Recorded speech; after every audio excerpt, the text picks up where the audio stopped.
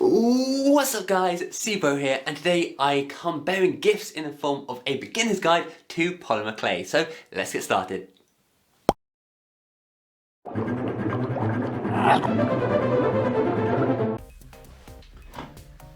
So what type of clay should you use? That is a really good question, let's get into it. There are several different brands of clay to choose from.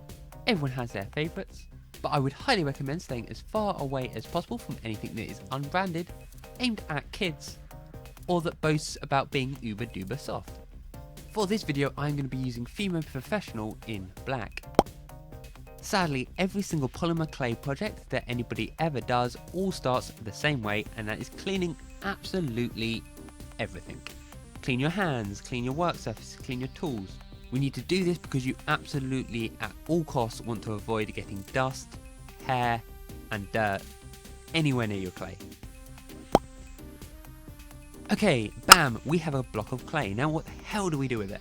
Straight out of the packet, especially with Fimo Professional, it's going to be hella crumbly. It doesn't matter what clay you're using, you're going to have to condition the clay first. To do this, you literally just need to keep folding it in on itself. Just roll the clay into what we call a snake, and then take one end and fold it into the other. When you're doing this, make sure you're pushing down from the creased end because you want to avoid getting as many air bubbles in the clay as possible. This can take several minutes, especially with the amount of clay that I'm trying to condition all at the same time, so let's just skip to when it's done. Because I'm using clay that is at the end of the packet, i.e. it's been hanging around some time, it is a little bit brittle. And even after conditioning it, I'm getting these little cracks. So I'm going to use some liquid clay just to soften it up a little bit. If you are using fresh clay, then don't worry about this.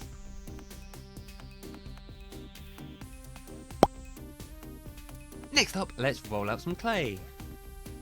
If you have a pasta machine, then this takes, again, about 2 seconds. But assuming, since you are watching a beginner's guide, that you don't, we are just going to use an acrylic roller and 2 lollipop sticks.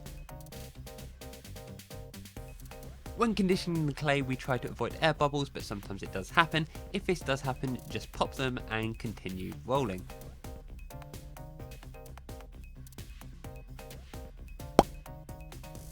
One of the great things about polymer clay is you can combine it with absolutely anything, as long as it can go in the oven. For these earrings, I'm going to use some fake gold leafy stuff, and just chuck on way too much. Now the fun begins as we whack out the clay tools. Let's start with the needle tool, which just creates lines.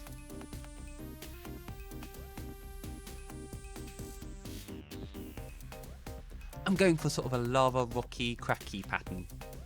Does that make sense? Of course it does.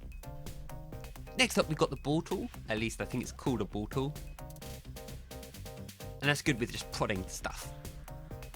It kind of creates dimpled textures, and it's really good for eyes as well, if you're making animals or people. But for the purpose of these earrings, they're just going to make a nice bumpy texture.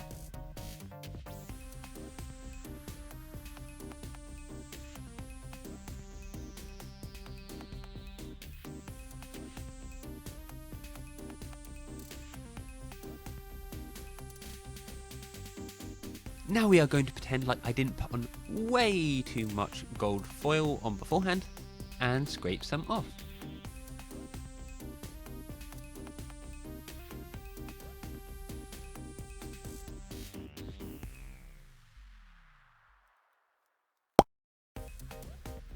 Now let's yeet out the cookie cutters. These are really good at getting a consistent shape. And pro tip, if you have some cling film and you put that on over the top, you get a really nice curved bevel to the top.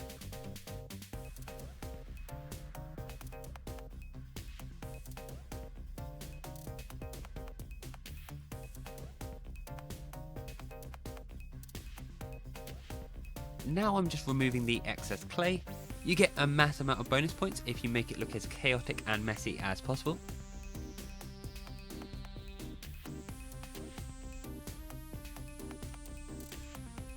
When it comes to removing the actual designs, you're going to want to use an edge that has a bit of a bevel on it and then slide it in from underneath. Do not use your hands, you will ruin the design. What you will notice here is I'm actually using the wrong side of it. I'm using the straight side rather than the bevel side, so I mess up a couple. But luckily they weren't too attached to the glass, so most of them are absolutely fine. Whoopsies!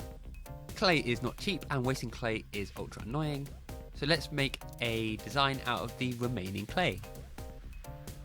There is about a 90% chance that you will prefer the design of something you made completely ad hoc to what you were planning at the start.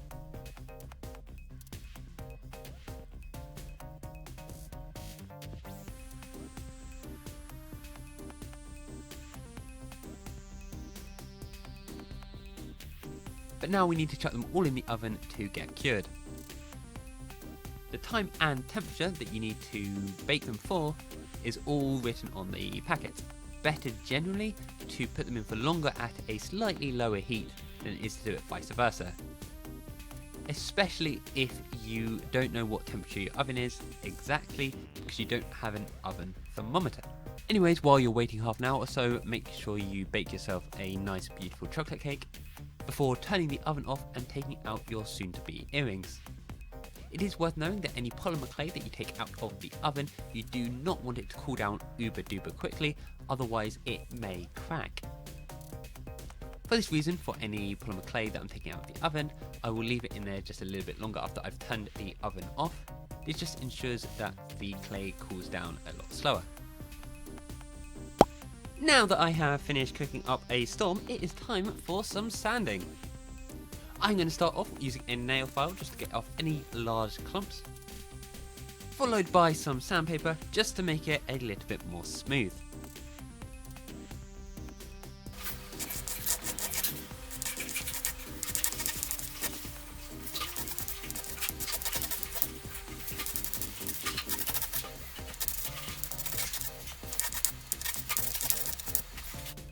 Now that we have finished with the messy job of sanding, it is time to give the clay a finish.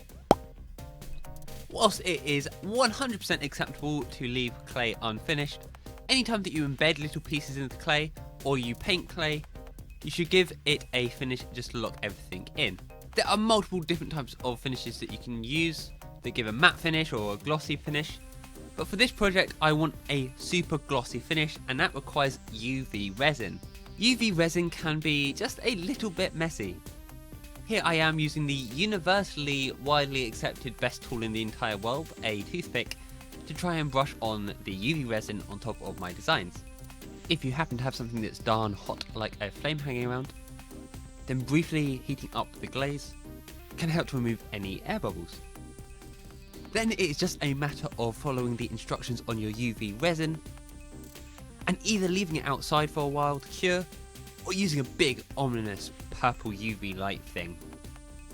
Next up I'm going to do the exactly same thing but with the back, and this time I'm going to use some mica powder. This is just a very concentrated pigment that you can mix with the UV resin to make some beautiful colours.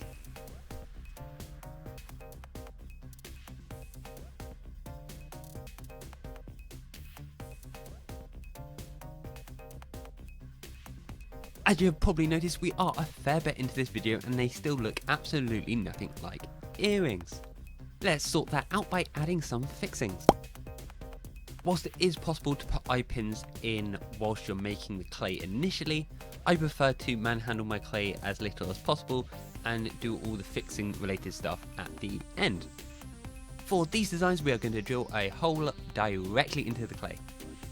Whoopsies, this isn't meant to happen.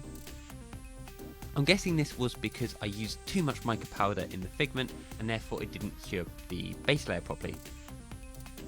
For these earrings I am going to use a hand drill.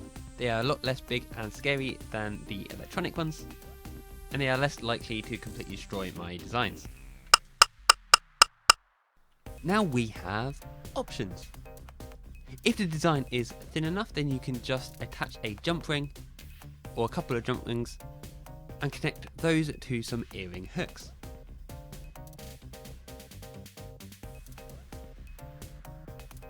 Alternatively, if the design is too thick that jump rings don't really work, then it might be easier just to use some wire. You can then bend this around, make a nice little design, and finish it off by bending it around a cylindrical object to effectively make your own jump ring to connect to a hook. And probably the easiest is to just avoid drilling any holes at all and just glue on a butterfly back. And with that, we're done. I hope you learned something. Making earrings out of polymer clay is actually super duper fun. You have so many options to make them absolutely your own. You can combine them with rocks, you can make animals, you can make heads, but yeah.